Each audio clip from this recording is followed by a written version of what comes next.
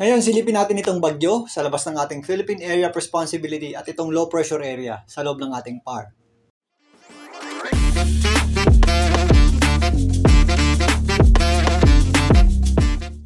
Welcome po muli sa Philippine Weather Trivia. Again, para po sa mga bago sa channel na to, ako nga po muli, si Alvin Pura, isang meteorologist at ang inyong weather tito. Balikan na natin itong dalawang sama ng panahon sa loob at sa labas ng ating Philippine Area of Responsibility. Unahin na natin itong bagyo sa labas ng ating PAR. Ito pong sirkulasyon sa labas ng ating Philippine Area of Responsibility ay isa na pong tropical depression para sa Japan Meteorological Agency at isa namang bagyo para sa Pag-asa. Ayon sa Pag-asa, ito po ay nasa tropical depression category na may lakas na hangin na umabot sa 55 km per hour malapit sa kanyang gitna at kung minsan may mga pagbugsong umabot sa 70 km per hour. Posible pa po itong lumakas sa mga susunod na araw pero hindi po natin ito nakikitang pumasok sa loob ng ating Philippine Area of Responsibility at napakalayo din po niyan sa anumang bahagi ng ating landmass o kalupuan.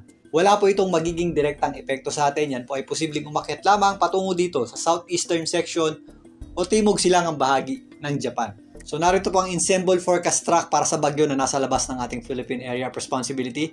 Hindi nga natin ito inaasahang maglandfall or tumama sa lupa or kahit pumasok sa loob ng ating Philippine Area of Responsibility. Pinapakita dito ang posibleng pagkilos nito hilagang silangan patungo nga dito sa eastern o southeastern section ng Japan. Habang umaakyat po ito, asahan po natin ang unti-unti pang paglakas niyan. Again, maliban sa paghila ng habagat or southwest monsoon, wala po itong magiging direktang epekto sa ating bansa. Puntahan naman natin itong low pressure area na nandito sa loob ng ating Philippine Area of Responsibility. Nandiyan pa rin po yung ating low pressure area sa hilagang silangang bahagi ng extreme northern Luzon. Hindi rin po natin ito inaasahang maglandfall or tumama sa lupa at mas malapit pa po yan dito sa ating boundary line sa itaas na bahagi ng ating bansa. Again, dahil isang mahinang weather system, nagiging erratic po yung kanyang pagkilos at lakas. At one point, naging dalawang invest area pa po yan or nagkaroon ng dalawang sirkulasyon. Umabot din yan sa tropical depression category ng Japan Meteorological Agency. Pero sa kasalukuyan, mababa pa rin po ang tsansa nitong maging isang ganap na bagyo. Etong general area na ito ay mababa po talaga ang pressure. At pagtatagal po dyan, yung ating low pressure area hanggang sa sumama na po siya dito sa ating pinatawag na monsoon trough o yung ating habagat or southwest monsoon na hinihila nitong mas malakas na bagyo dito po sa katimugang bahagi ng Japan.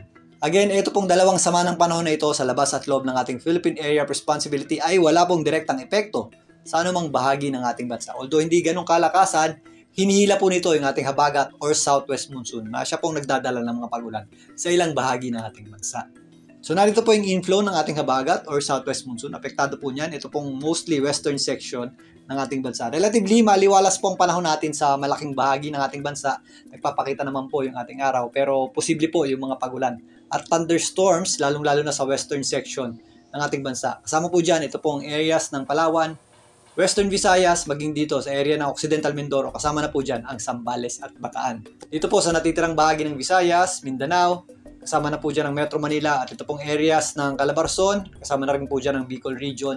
Breezy conditions tayo or medyo mahangin tayo sa hapon at posible po yung mga pagulan or thunderstorms. Ito naman po ay hindi ganong nagtatagal pero mag-ingat pa rin po tayo dahil sa malalakas na buhos ng pagulan dulot ng mga thunderstorms. Isolated o localized na pagulan o thunderstorms tuwing hapon at gabi naman ang ating aasahan sa natitirang bahagi ng ating bansa.